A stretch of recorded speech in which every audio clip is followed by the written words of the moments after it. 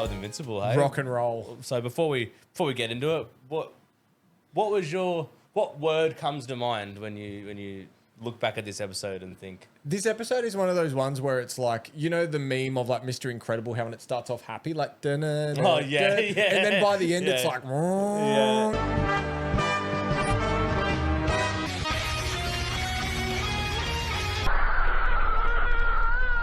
That was me. Yeah. At the start, I'm like, oh, this is so nice and sweet. And then by the end, you're like, Yeah.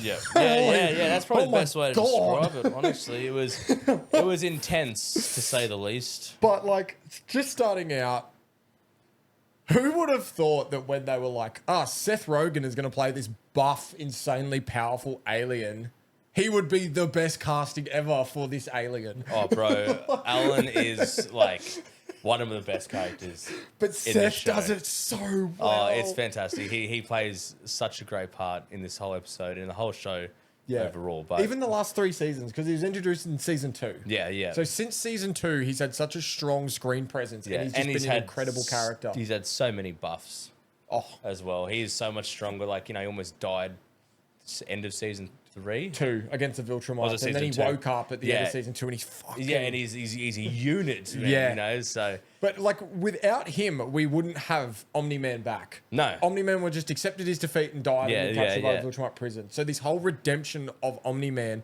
yes, it's kind of like partially he saw the error of his ways and it was a big part Debbie, but mostly it's been Alan. Like, without Alan, this wouldn't have happened. Used him as like a guiding hand, you know, especially when they were in prison together and all the, you know, he was like, Alan got himself imprisoned pretty much to get Omni-Man out. Oh, yeah, because he copped the hit from like Annalisa. Yeah, and he's like, oh, I'm not dead. Yeah. He's like, oh, what the hell? Yeah, that was when he was first souped up. Yeah. But yeah, he is fucking amazing. Yeah, absolutely. So let's run through this episode and the moment I've been waiting for since season 1 was the reunion of Debbie and Nolan. Yeah, that was an intense scene. You know, he's come in asking for apologies. Forgiveness. Sorry, not Asking for an sorry, my apology. bad. Giving his apologies. And asking for forgiveness. Well, he said he isn't asking for forgiveness, but... He said, I just want you to know that I'm sorry. And she just flips out. Bro, the voice acting in this show is like just phenomenal. Absolutely. And the performance she gives there is like I was crying, man. I was getting teary. I was tearing up. Absolutely. And I don't know if you've seen the footage, but Amazon actually released like behind the scenes footage of the voice actor recording the lines for that scene. Yeah. And she's like tearing up and crying in the booth and stuff. You can feel it, you know, through the performance. Phenomenal. And then she punches him, like pretty much breaks her own hand and shit. Yeah. So that was. Like you said, like this has been a long time coming. Yeah. And obviously, he was pondering it, and it was inevitable. It was going to happen, but all the emotion, like, because he just ruined her life. He called her a pet. Yeah. Ruined her life. Killed millions of people, or hundreds of thousands, or however many people it was. And she, you know, obviously felt a lot of responsibility for a lot of the shit.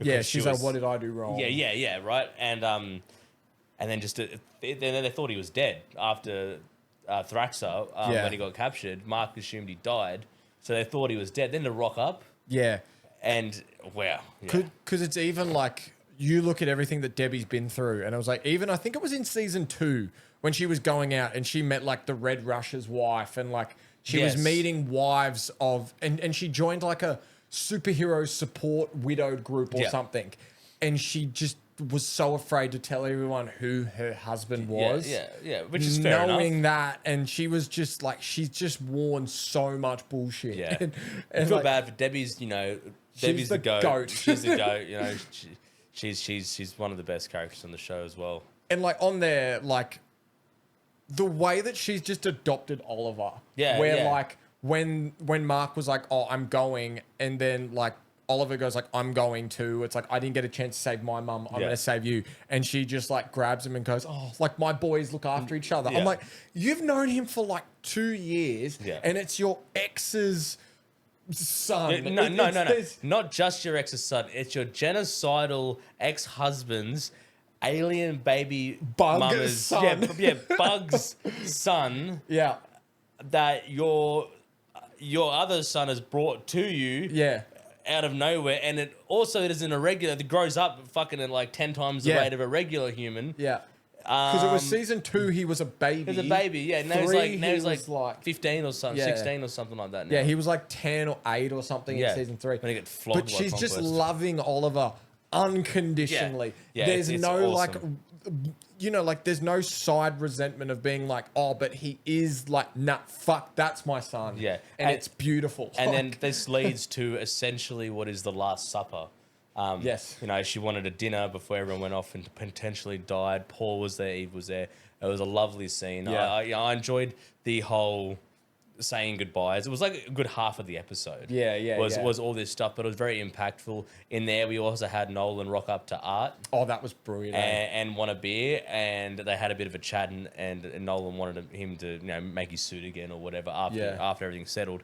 And Art was pretty much like, nah, bro. Like the line of "I dress heroes, Nolan," hit me like a fucking freight train. Yeah. I was like, oh, yeah, and it hit Nolan the same way, man, because you look at his reaction, and you're like, he's like, oh fuck, like he came, he knew what he did wrong, but he expected people to be like, oh, we forgive you. Oh, like, I get it. Yeah. Like, you were doing it for you thought it was the right thing to do. It was for the Viltrum Empire, blah, blah, blah. Because in his mind, he was still right. Like, I did what I was... And that's what he says. I did what I was raised to do. Yeah, he said he had a mission. He said to Debbie that he was on a mission for the Viltrum Empire. But then anyway, he gets cut and flies off, and Art just collapses. Whoa, like big breath, like, whoa, man. Like, he was fucking frightened, and that speaks volumes about how everyone feels about the whole situation. And then just as we're panning off this shot, just before there, it's like when Art is like when it shows him in the reflection, and Art's like, and he's got the beers. It shows how good of a guy Art is to just hold that composure and just not freak out and just treat him like a mate and go, because he could recognize that he was there with the beers trying to be all buddy friendly. Yeah. And then Art just wore it like a fucking champ. Well, you'd be shitting yourself, bro. You? And then, like, the whole time, I'm like, Art's not worrying at all. And as soon as he flew off and watching him go, I was like, oh, there it is. And then, so while this is happening, Alan gets Tech Jacket, who's a woman in this, that's a gender swap from the comics, which I think is fine. Well, the writers actually said, because like the animation in the manga, it looked too similar to Mark. So they didn't want to confuse people, because like casual watchers might be like, oh, is that another one of those Invincible variants? So with a full gender swap just makes it easy. Which sure. I don't mind. I don't mind. I've got no issue. Like we stated before, we're not big into the we haven't read the comics. So to us, it probably doesn't matter, because we don't know the character originally. The one thing about Tech Jacket, and this is jumping ahead a little bit, but she gets flogged by the Viltrumites. And I was thinking, isn't she meant to be able to stand toe to toe with them? Isn't the tech? She folded one of the Invincible variants solo. And like I get that Lucan and I forgot the other bloke's name. Lucian and whatever the other guy was. I get they're probably stronger than obviously the Invincible variants were. But she just gets stomped, man. Like absolutely stomped. Like, especially when the previous episode or 2 episodes was when Nolan and Alan went to the Geldarian, the home planet. And Omni-Man goes, they're too strong for us, so we had to hire someone else. Well, obviously not. Because she just gets fucking like kicked around. We'll get to that, because there's a lot of complaints online I've seen about power scaling of the show. So we'll get there. But then when they were leaving the ship, like leaving to go on the ship, and Oliver's like, so how do I breathe in space? Yeah, that's the neat thing. That's the neat thing. And like, because that's the reference of, do you remember in season 1? That's what Omni-Man or Nolan said to Mark. Because Mark goes, how do I breathe in space? And he goes, that's the neat thing. You don't. That's the neat thing. You don't. Which become a generational meme. And then it's a reflective of the same thing there. So how do I breathe in space? That's the neat thing. That's the neat thing. You don't. Yeah, that was good. I had a comment here when they're leaving. After all this played out, my comment was, where the fuck's Cecil? Like, you don't see him. Yes. And then as I said it, you see him. Yes. Like, as I said that, he popped up on the screen. Yeah. And he's just like, everyone's on edge. I didn't even realize that. I've forgotten about Cecil. I was immediately like, where's Cecil? But like he was on that planet for like 12 hours. Yeah. Cecil would not have slept. He would have been so on edge the entire time. You go to the control room and you can see everyone. The whole room's like... As the ship fires off and leaves, everyone's like, oh my God, thank God. No. That chick goes, they're firing up the reverse thrusters, and he goes, don't get excited yet. He was like, wait, they haven't left yet. Yeah. But I didn't even think about that moment until it should. And I started pissing myself laughing, going, that poor bloke would have been like... was on the verge of a heart attack, honestly. The entire time. And yeah. Because he's like, there's no way we're stopping him if he just... And then he's on the surveillance. He would have had drones in the house watching Debbie shredding him. He would have been there watching him with Art, and like he would have been watching everything and just been like... himself, man. And then he says the comment at the end, this is the first time in 20 years that Viltrumite hasn't been on Earth. We've been Viltrumite free, yeah. So I wonder how that'll play into something else. Yeah, everyone was relieved. Absolutely. Like, thank fuck. What I did look at is, I think Debbie said this to Nolan. She called him a bad photocopy, like because he wanted to be human. Right, because he felt like he was becoming human, blah, blah. And she goes, you're not human, you're a bad photocopy. That, to me, was a little bit of a boys reference when Edgar turns around to Homelander and says, you're a bad product. Yeah. I just thought that was a cool little thing there. So how good is Edgar Stand? Oh, absolutely. You are simply a bad product. You're simply a bad product. But she calls him a bad photocopy. You're barely a bad photocopy or something. She calls him of a human. So I didn't pick that, but that was cool. So right, then they leave. They leave Earth. Yeah, the 2-week trip. It's like the halfway point of the episode. Yeah. And it's funny how, like as you said, the episode, it's two different episodes almost, because you've got the emotional goodbyes and all that. Then you've got the fucking hell that unfolds. In the following 20 minutes. Yeah. Because then, actually, before we jump, what do you think about the Nolan and Oliver thing? How Oliver's like real shitty at him, and like he didn't come and visit him. You can see it from both perspectives. Yes. Excuse me. Obviously, Nolan doesn't like. He feels like he's tainting everything he touches. Yeah. Wants to keep Oliver away from everything. That. Oliver just wants his dad. Yeah. So, I like how when Mark said to Nolan, he goes, that like the O on his chest is not for Oliver. Yeah.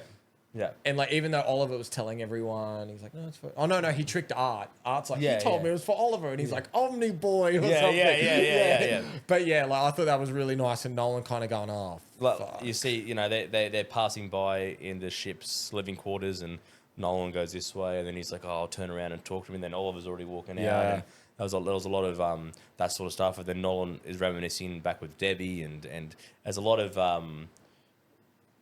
thinking about the past, I suppose, in Nolan's case. Yeah. There.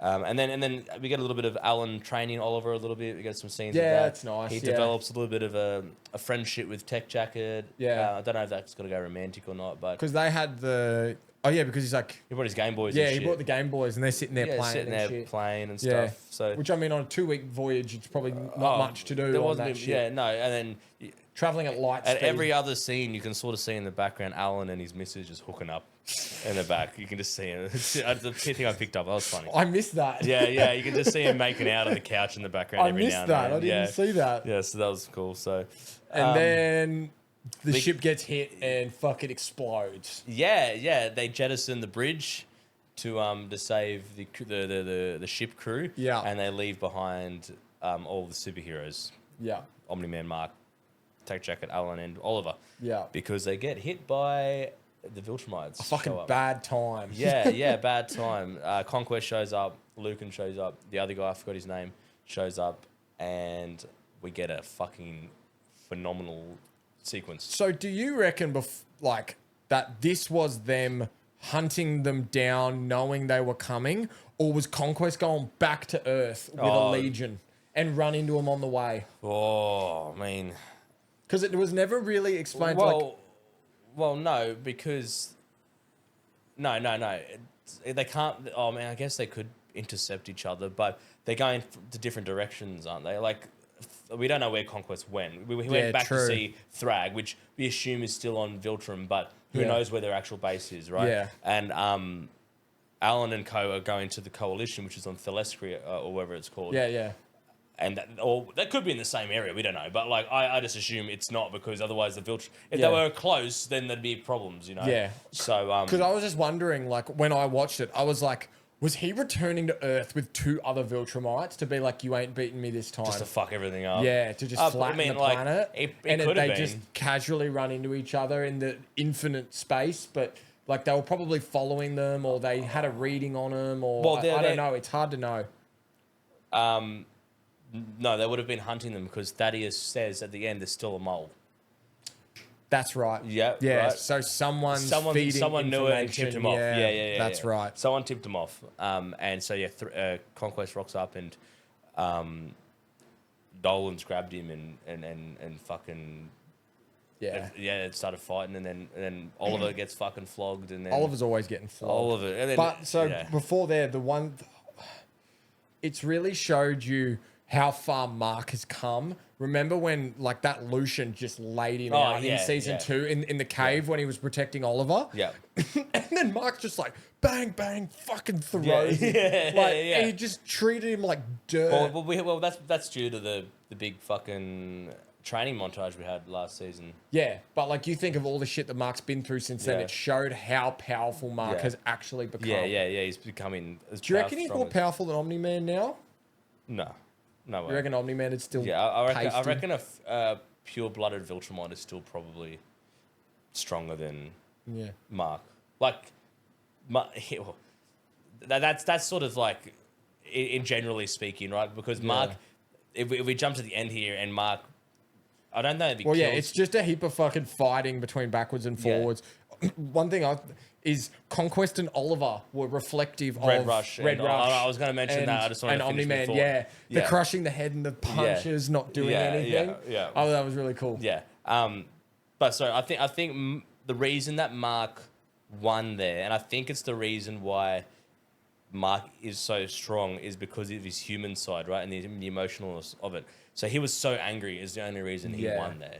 Like, he was running off adrenaline. Yeah, he had Conquest by the throat. Before we get there, because there's a lot to talk about there, right? Yeah. So, the talking telepathic thing, right? I thought that was only something that Alan could do. No. With a chip in his head. No, they all have chips. Okay. They said when they enter the ship, I think someone says over the speaker, please report to the med bay to get your translator chips inserted. Okay. Yeah. I missed that then, Yeah. So that was, when we first see Alan, he's communicating telepathically with them, but they can't speak back. Yes.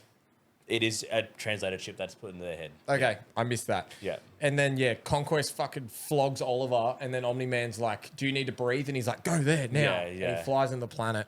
Yeah. And then probably one of the scariest single frames ever. Where he appears behind him, man. Holy shit. Yeah. Just like, boom, and he's there, and he's not even moving, and so he's just there about to smack, and then just, boom. But the like Invincible love the animation change where they're moving like PNGs, and then all of a sudden it's showing Lucian and shit flying around the ship looking for them, and they're flying like this. Yeah. Then it cuts to just like incredible animation of Mark versus it's where the budget goes, right? Obviously, Mark versus Conquest round 2. It was absolutely brutal fight. What did he say? Mark said, I'm going to make sure you never breathe again, or something like that. Because he said Oliver needs to catch his breath, or he made a comment like that. And Mark goes, I'm going to make sure you never take a breath again. Yeah. And just grabs him by the throat. And it's like 10 minutes. When Mark goes to him, are you going to tell me your life story again? And he's like, that was in confidence. Yeah. I thought that was really funny. Which that line would have been ad-libbed because him telling Mark that story of everyone's afraid of me, like it was never in the original script. Yeah. So that means that was ad-libbed, which I thought was really funny. But then, You'll Never breathe again. And it's just, Mark just got this grip on his neck and he's just not letting go. And him just slamming into walls and rocks. And For a bit there, Mark's got the control. Yeah. And you can see him like he can see him sort of leading it. And then Conquest sort of takes over and they do a bit of a back and forth until Mark finally gets back on top of him. But the one where like Mark's on the ground like this and he sits up and Mark's like peeled around him like this. He just copping blows, man. Boom, boom, boom. He just smashing him. Fuck. And it's what you said of like the emotion and the anger Mark had where he would have not felt any of that. No, because he knows that if Conquest lives here and he loses this, that everyone dies. Yeah. Like Conquest will go kill Debbie. Like he makes a comment about if he wants to taste Eve's blood again. Yeah. There's lots of that. That just sends Mark into a... Conquest also made that comment, how when he goes, I've killed you already. And he's like, your magic girlfriend did like 90% of it. Or something like that. It's like, he's a fucking smart ass. Mark was very surprised to see he was still alive. He's going to have some fucking words for Cecil. Hey, Cecil, guess who I saw in space? Yeah, what would you do? Guess who I run into? Yeah. Cecil's there like... Oh, I don't know. Space is a big place, man. It could be anybody. Oh, yeah. Cecil's I don't know. like... Starts with Con, finishes with Quest. Oh, don't know who you're talking about, man. Oh, he must have just... It must be his twin or something. I don't know. Like, fuck, man. Oh, I didn't think about that until a few days later. It's like, Cecil's gonna fucking... he's got a cop an earful. Cecil's in trouble when Mark gets home. So then it sort of climaxes with... That is by far the most horrific thing I've ever seen in that show. I actually was watching the screen like, Mark gets completely gutted. Opened like a Christmas present. He gets completely gutted. Conquest puts a fist through his gut and just starts pulling. It's weird that that scene on the back when he's like that, and I was like actually grimacing and going, It's interesting that the Viltrumite's final move is just make a knife and but why wouldn't that be their fucking first move? Omni-Man did it to fucking like they do it often. But not often do they just open a fight with it. Yeah. Because it's like they turn their arm into a sword pretty much. Yeah. And they just gut people. So why don't they just do it all the time? Well, you saw like Nolan did it to Immortal in season 1, and then when it shows all the alternate marks, he's doing it to prisoners. Yeah, and then when Nolan fights on Thraxar, they get gutted like that as well. He gets gutted like that also. Yeah, because they go like that and it's razor sharp. Yeah. But anyway, so Conquest just goes bang straight through his gut, and then just for like a good couple minutes just keeps pulling his guts out. I'm like, how much intestine does Mark have? I'm like, how is he? There's no way he's alive, because like I actually went and looked into this. Did that happen in the comics? No. He put his fist through him, and then he never pulled his arm back out. So it stayed in there, and then he went, which makes sense because then Mark's like, it stops all the eternal bleeding. That's what I was assuming was going to happen. But he just pulls his organs out. Oh. And then we get the final shot of Mark just like fucked up. Which looked like a worse version of how Omni-Man left him in season 1. Yeah. With the teeth out and shit. He's just like... Yeah, he was fucked up. How's he going to... Like, how's he going to heal from that? How the fuck is he alive? He's going to come back from that. I get when he's on Earth and Cecil has a bunch of technology to help him fucking... He's in the middle of space. They got no spaceship. Yeah, they got no ship now. Because the thing went like... Yeah, because someone in the ship said like Alan's girlfriend said like, they can handle themselves. They'll meet us there. They've just fucking clapped it out. Yeah. And then she speaks to Thaddeus, and he's like, "Come straight here." And she's like, "Oh, we were leaving them behind." And he's like, "They're our strongest allies. Just have faith that they'll be all right." Mark didn't look all right, bro. Mark does not Mark look did not look all right. And then Alan and Tech Jacket are on the Viltrumite ship going the other way. That was funny. Funny because he's like, "This thing can make video games, but can't give me an inch of extra headroom. What the fuck?" He's just like, yeah. So, fucking excellent episode. Yeah, fucking amazing. But yeah, like in the entire season of Invincible, when Nolan first helped Mark like that and he went through the train, I was kind of like, oh, this is a bit uncomfortable to watch. That scene of him pulling his guts out was next fucking level. That is easily one of the. I was cringing watching it. Like, oh. I do have a couple other comments. I got